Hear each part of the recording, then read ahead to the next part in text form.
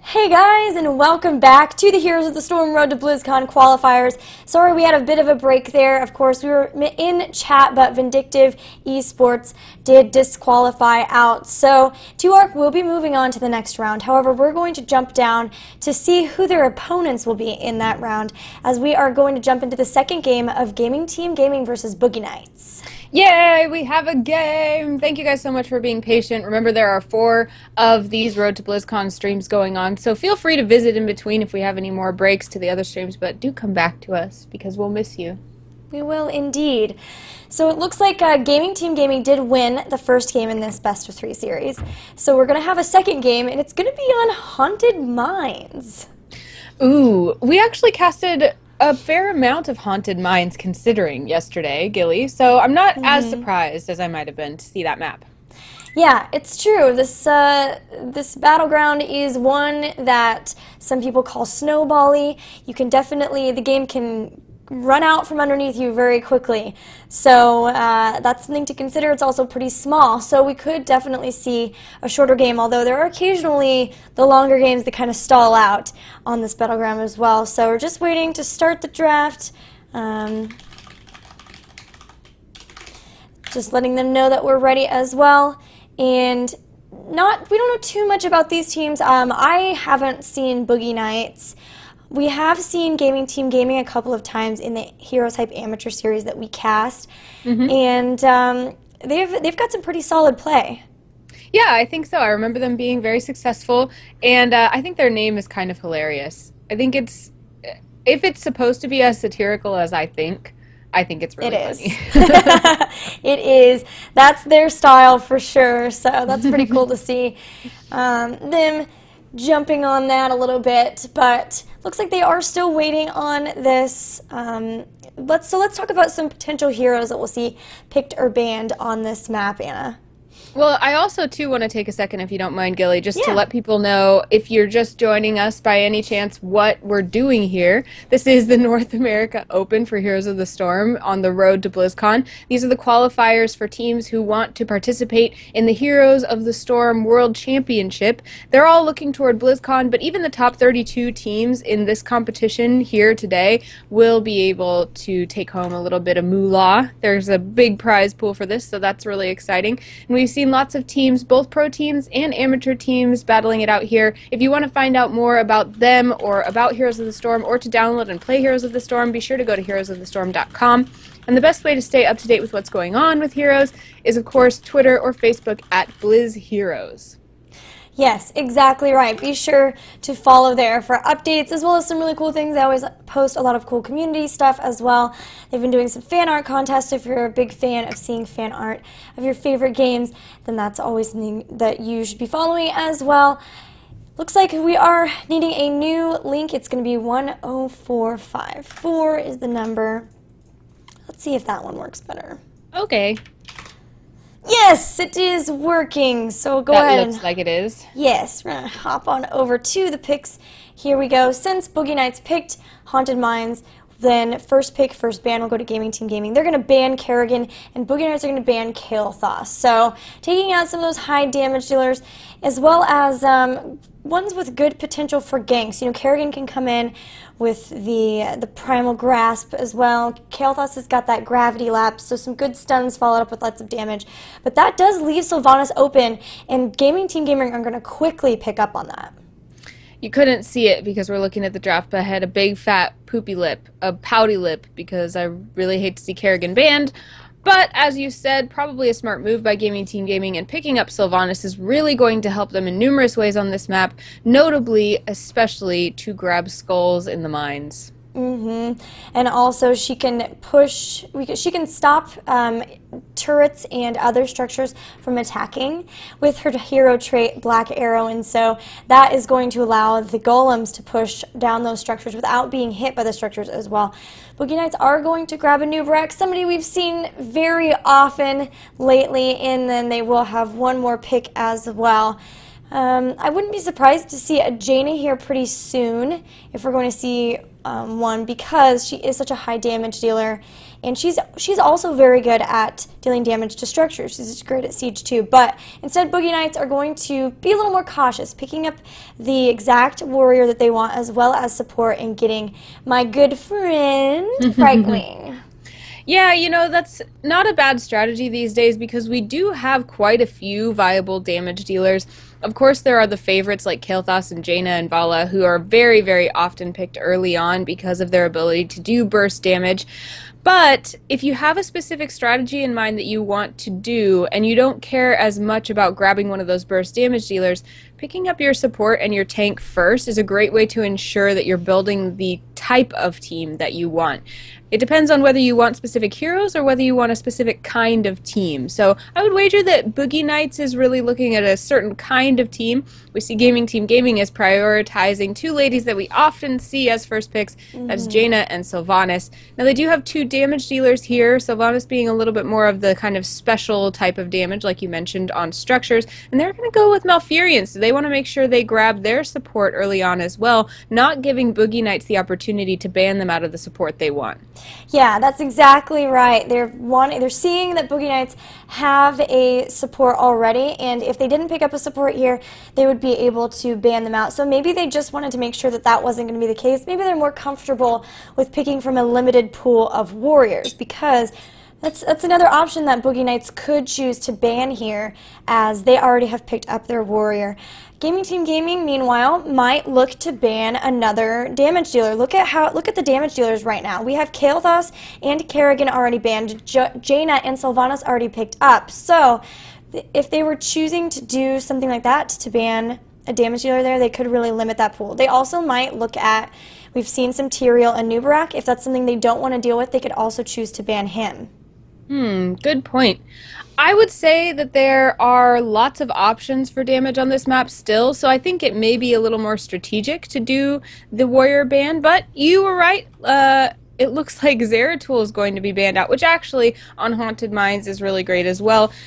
On any map, stealth is really important, but Zeratul can kind of go places where you wouldn't expect him and do a lot of damage that way, so not wanting to deal with Zeratul, but Boogie Knights having banned him really means that they are continuing to lessen the amount of damage dealers that they have available to them. Gaming Team Gaming already has damage dealers, so I'm curious. I would assume that because Boogie Knights is showing us that they don't care necessarily about grabbing these damage dealers right off the bat, that we might be seeing a dual support or dual tank or both coming out of them. Yeah.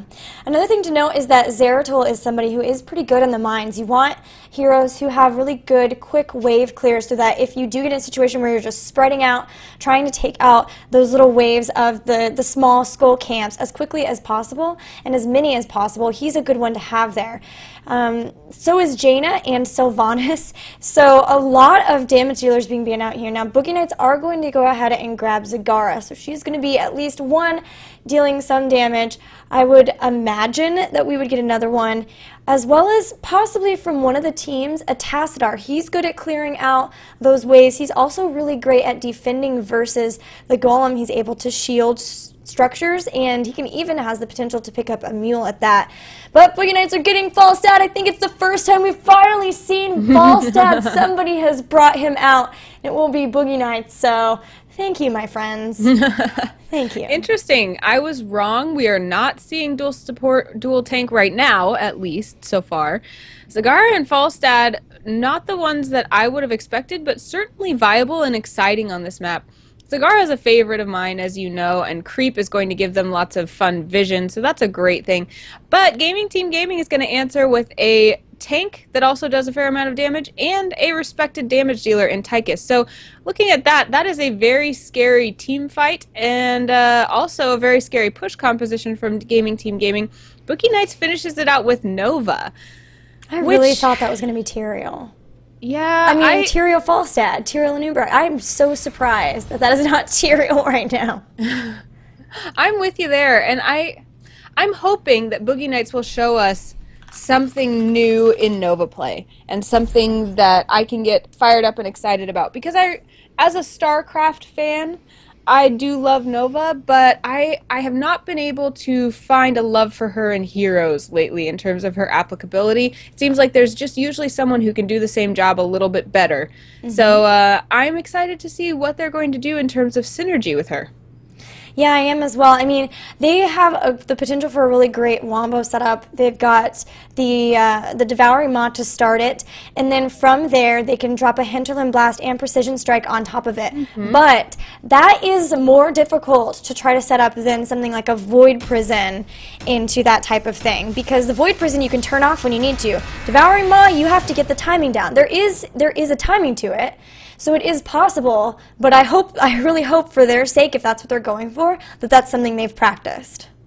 Yeah. Well, Haunted Mines, if you're not familiar with it, this map is kind of similar to maybe Dragonshire, where we've seen a big beastie that's going to push in your lanes, but this time it's not a suit that you put on. One of your heroes doesn't go inside the Grave Golems. They spawn from underground, and they spawn according to how many skulls you are able to collect in the mines, which is the bottom level of this map. This is a 2-level map. There will be 100 skulls in there during the mine phases as they spawn throughout the game, and you're going to try to collect the biggest share of those skulls in order to make your golem spawn bigger. Now, the amount of strength your golem has is exponential, so a 100 skull golem is a big deal, whereas maybe a 60 skull golem to a 40, not as big a deal. So you'll see teams making decisions based on the trades and the costs and benefits there. Very true. Sorry guys, I had to update the overlay just a bit. So now we are set up, so we'll introduce the teams. Thank you for introducing the battleground. That gave me just enough time to set up. In the blue, we do have Gaming Team Gaming, who is going after the Cigar player right now. Phoenix is on that Johanna, who was able to pick up that takedown on the Cigar. Meanwhile, we've got Wraith playing Sylvanas, Fate on Jaina, Kotu playing Malfurion, and up in top by his lonesome is Tychus, played by Kunriel.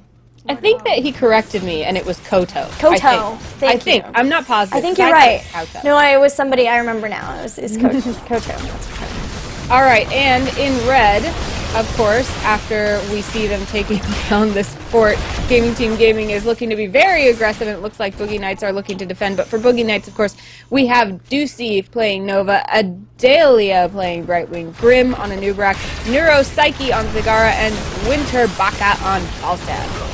Oh, Brightwing was rooted by Malfurion, does get away for now though, and now Ducey and Grim are here to try to push back a little bit against this strong push. Falstad versus Tychus up on top, and what I like here is that Boogie Knights is respecting the power of Gaming Team Gaming's siege composition with that Sylvanas. They know that they cannot out-siege something with that 4-person with Sylvanas push, so they've got 4 people here trying to deal with it, and so far have done a really great job. There's a little bit of damage on those towers, but we're already almost into the mine phase, and they don't have towers down, so I would say that's definitely a win here. Absolutely. You can see that Zagara is using her creep tumors to spread vision around the map, just a little bit here on the bottom. I'm hoping that we will see Neuropsyche be using that to make sure that Boogie Knights has a lot of vision around the map. They also have that stealthy hero in Nova, so they may be able to capitalize on their amount of vision and the ability to be places where the other team does not expect. We're heading into the mines, and for now, it looks like Gaming Team Gaming is a little bit into the mines faster, which means that Boogie Knights, they don't want to get caught there in the bottom, so they had to move all the way up to the top and go in that way, which left Gaming Team Gaming time to grab the biggest amount of Skull small camps. They have the biggest between those two of them, so they're going to grab them. Brightwing is phase shifting in, so now we've got all 5 members of both teams in the mines. Kunriel is a little bit separated from the rest of Gaming Team Gaming, so is going to move around and meet them before they try to get into a team fight. Gaming Team Gaming also has level 4 talents. They've got a little bit more damage, they've got a little bit more sustainability with that protective shield, as well as the Laws of Hope talent. And there's a great condemn from Phoenix right into the roots from Malfurion. A great synergy there. Falstad will be taken down. And now Ducey is around trying to deal with the back line of Gaming Team Gaming as much as possible. But so far, 2 heroes down, 3 heroes down for Boogie Knights, and Gaming Team Gaming has yet to lose anyone. Yeah, we're seeing Deucey be very gutsy. Of course, you see this blue glowing. That means that Deucey is cloaked and cannot be seen or targeted. However, there is a little bit of a shimmer on the map where you can see that Deucey is crawling around. If you are able to hit Nova, she will be revealed, as you just saw. So Deucey has been in great position flanking in a lot of engagements here, but hasn't been able to do enough damage from behind in order to make that a big player in terms of team fights. And that's why we see Gaming Team Gaming leading in takedowns, though not by much, only by 1. I really liked the decision by Gaming Team Gaming to leave after the Golem. They know that they were a little bit low on health, not too much, but enough that with a fresh team of Boogie Knights could come in and deal with them. So instead, they left one small camp up and were able to pick up a takedown on Falstad in the bottom. So Falstad, thankfully, he's going for that auto attack build, not going for Gathering Power, so hasn't been losing any sort of stacks.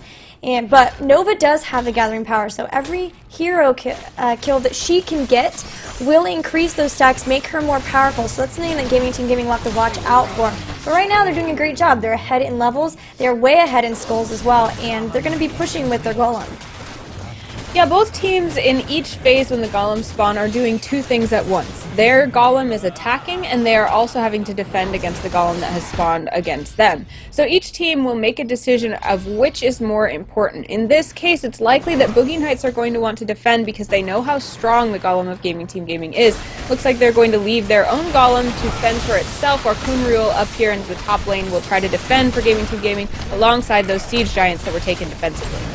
Yeah, you mentioned the Siege Giants, and we saw both teams waiting until the right moment. You generally want to wait until your opponent's golem has left the fort area before you tap those, and that means that they will help defend, which is exactly what they're doing. But they have almost been taken down, and because they have Wraith here on this Sylvanas, she is stopping this fort from attacking the golem. That means only really its damage that's being thrown out from the minions on it, as well as the enemy heroes are able to take care of it, and that makes it even stronger. It's taken out the fort. It's even taken out take out Sagara at that, and the tower will go down as well. The red golem has been taken care of. The blue one still pushing. They may even get towers here, Anna. Man, I'm not surprised because, like you said, the combination of Sylvanas and the Golem is very tough to deal with. But then on top of that, you have the rest of her team here trying to help. At least four members of Gaming Team Gaming are here. And so this Golem doesn't look like it's even going to stop with the wall. It's going to get a few hits on this keep. And we're only 6 minutes into the game. So this is a position that Boogie Knights does not want to be in, because if they lose that keep, catapults will spawn in that lane, and there will be pressure on that lane that they have to deal with in all phases of the game as we move forward, including during mine phases and all the other times when they're going to need to be in other places on the map. Oh man, Gaming Team Gaming has their heroic abilities at that. We just saw Koto drop Tranquility, which is so crazy. They were able to take out a keep with the first golem spawn, and remember, the first golem is the weakest. They get stronger as the game goes on, so that is a huge push with that first golem from Gaming Team Gaming. Speaking of their heroic abilities, we have some interesting talents being picked up. Malfurion did go with Mule, so not only have they got the stronger push, but they also have the ability to heal up their own structures at that. We see Brightwing went with anti-magic powder and shield dust, so focusing on that shield that she gets with her pixie dust a little bit. It's a very interesting build for her, and we even have Jaina picking up frost armor, so not looking at more damage there, which we normally see, instead favoring a little more sustainability, making sure that she can stay safe in those team fights. To add insult to injury, Gilly, we actually saw Sylvanas and Tychus rotate for Gaming Team Gaming up to the top lane after that huge golem push, and they were able, along with some siege giants, to take down this keep to a very, very low amount of health, and it looks like the rest of Gaming Team Gaming has now come back to finish the job. That means that we have a fort down in the top lane. This tower will fall soon after, and Gaming Team Gaming will have bruisers pushing on that top lane while they go take care of business elsewhere. Looks like that business may be to steal the siege giants on the side of the map of Boogie Knights before the next mine phase starts. looking up at that top lane where the golem was pushing for Boogie Knights. The tower completely healed. That's the power of that mule that Koto picked up.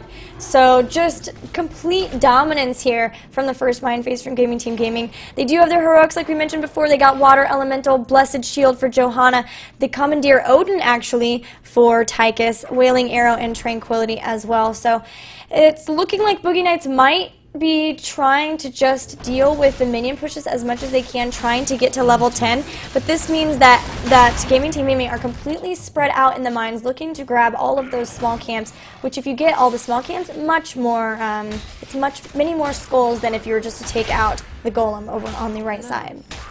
Sounds like a parody song. All the small camps. Anyways, it looks like Boogie Knights is hoping that they will have some of the small camps. They're going to grab this one here in the top, but Gaming Team Gaming is close on their heels. Just Wraith, Koto, and Phoenix are able to dispatch Brightwing almost immediately. Now they're going to go after Neuropsyche, who will fall as well. Grim will go down. A Condemn from Johanna pulls him back into the damage, and now all 5 members of Gaming Team Gaming have reunited in the mines. They're on the hunt not only for skulls, but for takedowns. Yeah, they've got 3 heroes there. Falstad wasn't there. He was dealing with the push on bottom, which meant it was already a 4v5, and then, of course, Nova was moving around trying to get some skulls. So far, it's 74-6, and this golem is going down very quickly. They're going to try to zone Nova away, maybe even pick up a takedown on her as they're moving around here. Now Fate has caught her. A great route from Malfurion will be able to catch her, and they'll be able to secure that takedown on Nova as well. Heroic abilities for Boogie Knights are up. They got Precision Strike, Blink Heal, and Hinder the Blast so far. No pick yet for Zagara and Anubarak, but with this big of a golem already on core, I don't know if they even are considering picking them up. They do grab Devouring Maw and Web Blast.